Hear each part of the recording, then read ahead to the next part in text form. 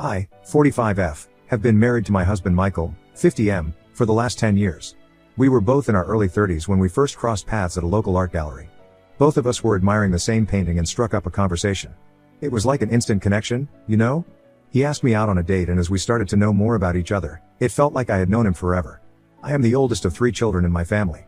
Money was always tight for us, but manageable. We could afford to go for fast food only if it was our birthday. My dad taught us very early on to work hard for what we wanted to achieve in our lives. I studied hard and put myself through college. I did a few modeling gigs on the side, so by the time I graduated college, I had no debt. I had worked my way through the company and was currently working as a junior associate. Michael, on the other hand, had a completely opposite background. His family was financially better off than ours. His dad had a good job with a high salary and social security, so they never had to stress about money. Michael's parents could afford to cover all his college expenses. Thanks to his dad's influential position at his company, Michael got an internship there. From there, he worked hard to build his own path in the company through dedication and effort. Although Michael and I came from 2 different worlds, we shared the same passions for art and music. This is what made us fall in love with each other. Michael had a 17-year-old daughter from his previous marriage. His daughter, Candace, never really liked me from the beginning. She never seemed to warm up to me and often refused to engage with me whenever we met.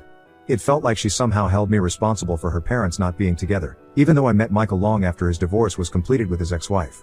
I understood her feelings and tried to give her the space she needed to come to terms with our relationship.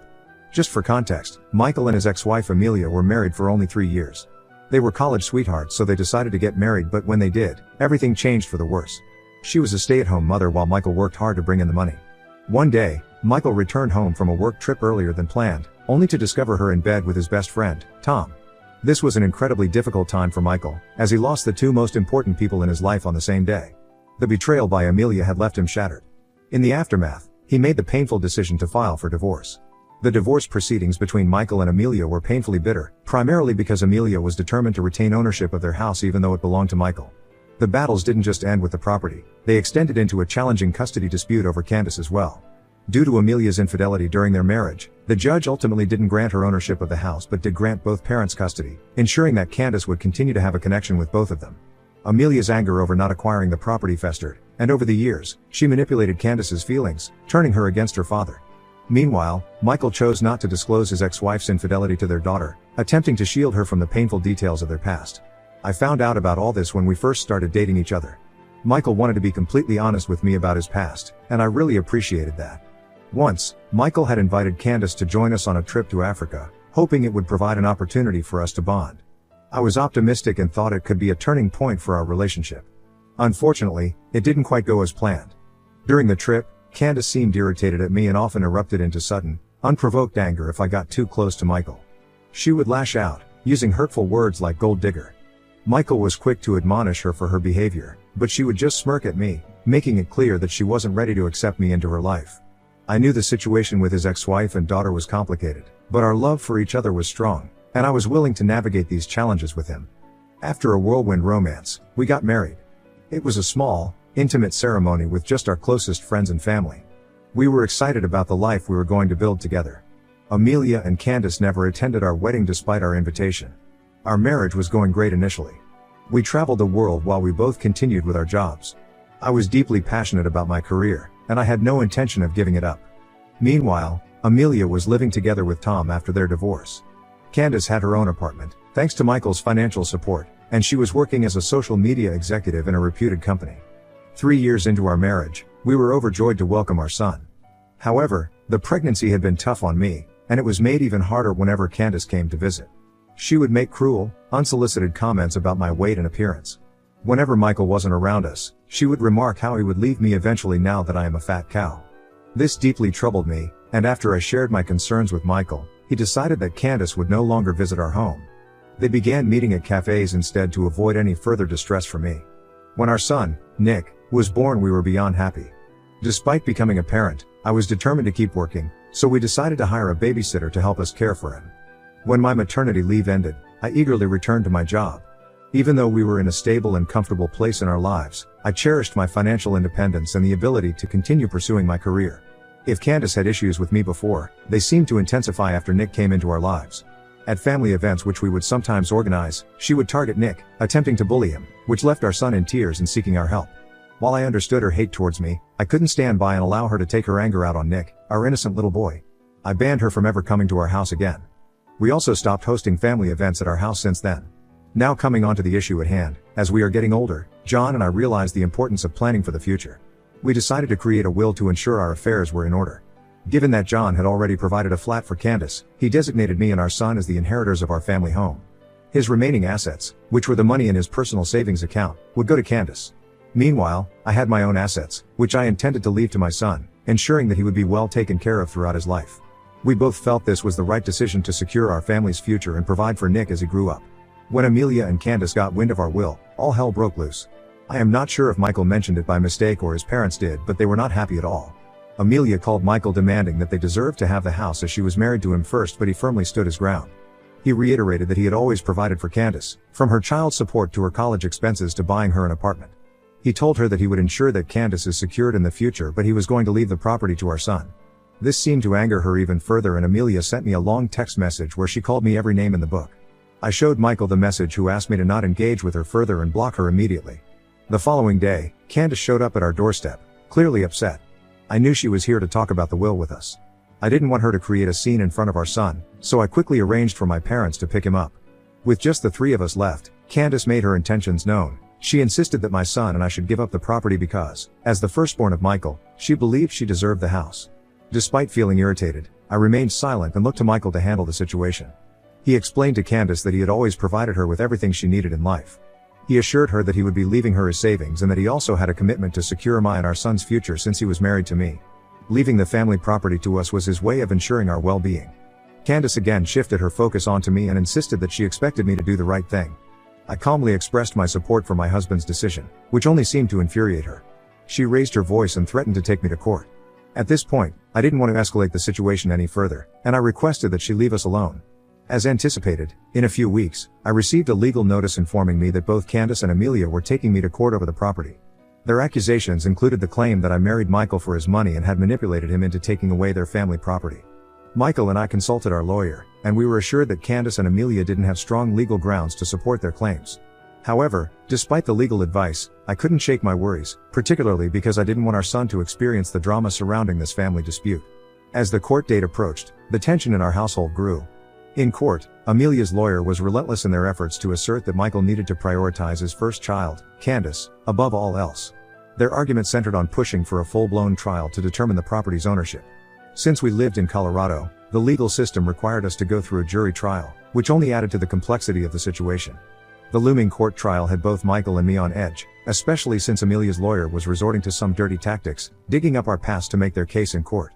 Our own lawyer was doing his best, but the situation was undeniably stressful. During this time, out of the blue, we received an unexpected call from Tom, who insisted on meeting us at home. Since the painful discovery of Tom's involvement with Amelia, Michael had cut off all ties with his once best friend and didn't want to meet him. I convinced him to hear Tom out just in case it would help us resolve this dispute sooner. When Tom came over to our house, we were half expecting it to be another one of the opposing lawyer's ploys to undermine our case. However, to our surprise, Tom was here with a different intention: to talk. He revealed that he was here to make a confession about something that would be incredibly difficult for Michael to hear. Michael sat motionless as Tom revealed that Amelia had been seeing him behind Michael's back for a very long time, and they had been involved romantically even before Amelia became pregnant. I held my breath as Tom continued, disclosing a bombshell that none of us had expected. Apparently, when Amelia got pregnant, she confided in him that she believed the child was actually his. However, because Michael was financially more stable, she had chosen to keep the truth hidden and remained in the marriage. Tom had pleaded with her to reveal the real father to Michael, but she had consistently refused to do so. I couldn't believe how Amelia could manage to keep this a secret for so long, and the audacity she had for fighting over the property while keeping this monumental secret from Michael. It was mind-boggling how she had managed to maintain this charade for so many years, all while causing such turmoil within our family. Tom explained that he had kept silent all these years because he believed that Amelia truly loved him. However, witnessing the pain that we were going through because of the court trial, he finally saw her for who she really was. He started weeping, asking Michael to forgive him. Michael, still in a state of shock, sat there silently. I was filled with anger and frustration, especially seeing the emotional turmoil that my husband was going through. This man believed his whole life that Candace was his daughter, and now he was being told that it was all a lie. I had chosen to remain silent in the past whenever Amelia and Candace were rude to me, as I wanted to maintain a cordial relationship with them. However, with the truth now out in the open, there was no point in continuing this charade. I promptly contacted our lawyer and relayed the confession Tom had made. Our lawyer informed us that for our statements to be held in court, we would need to provide concrete evidence, such as a DNA test. So, we decided to invite Candace over for dinner, using the pretense of wanting to meet her. Our plan was to discreetly collect a glass or a spoon from her for a test, which would help strengthen our case.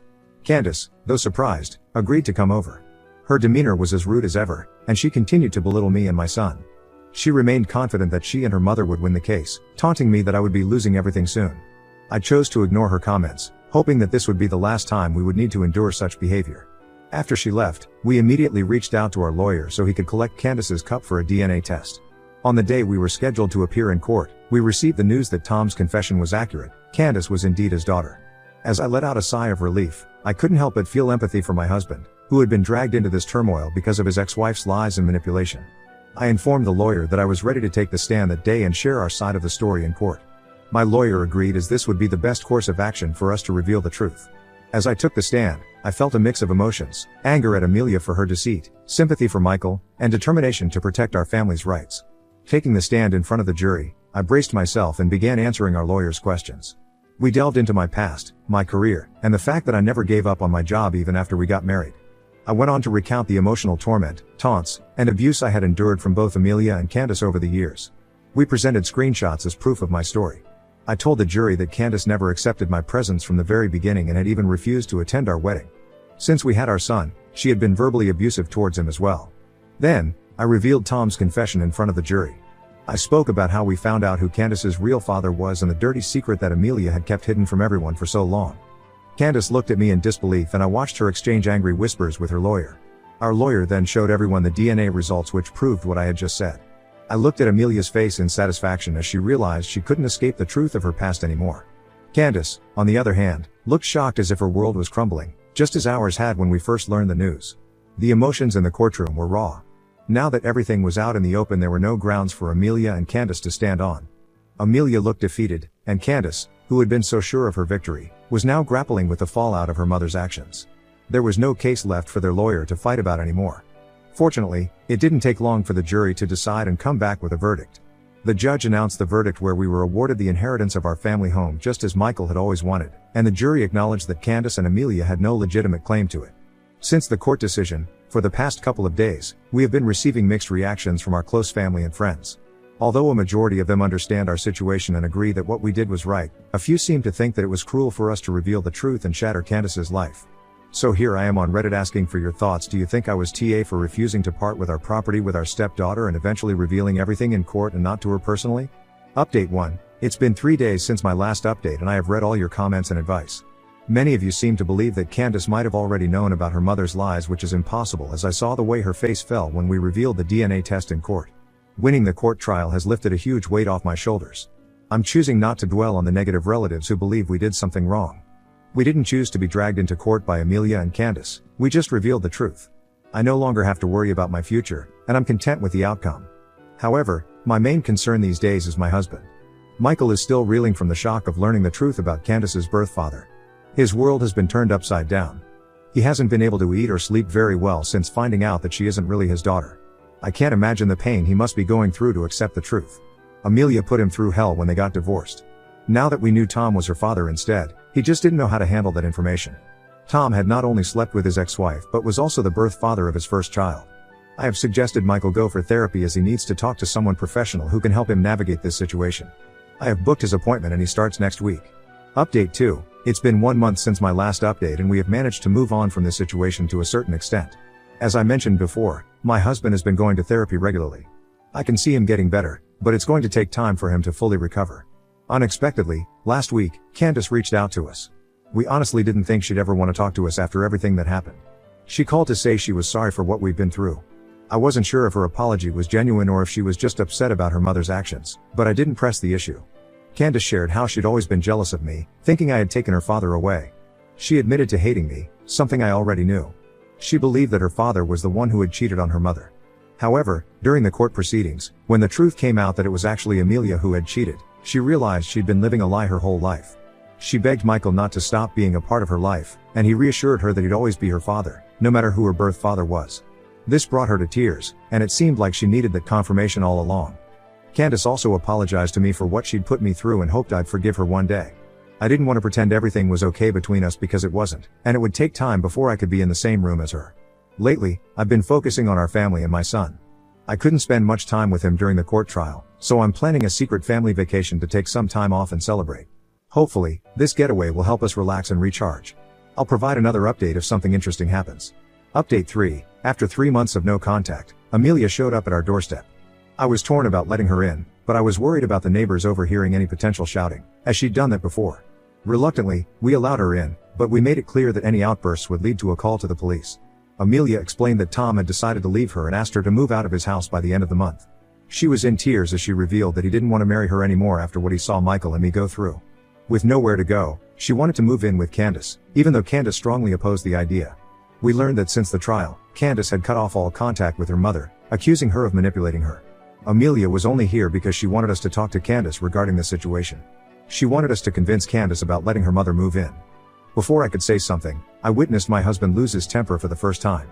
He firmly told Amelia that he had purchased the apartment for Candace only, hence it was Candace's decision whether she could live with her. He expressed how she never even bothered to apologize after cheating on him all those years and now expected us to help her out. He told her that he was glad Tom had seen the truth and was leaving her. Amelia tried to justify her lies, saying that she feared being kicked out of the house while she was pregnant had she revealed the truth earlier to Michael.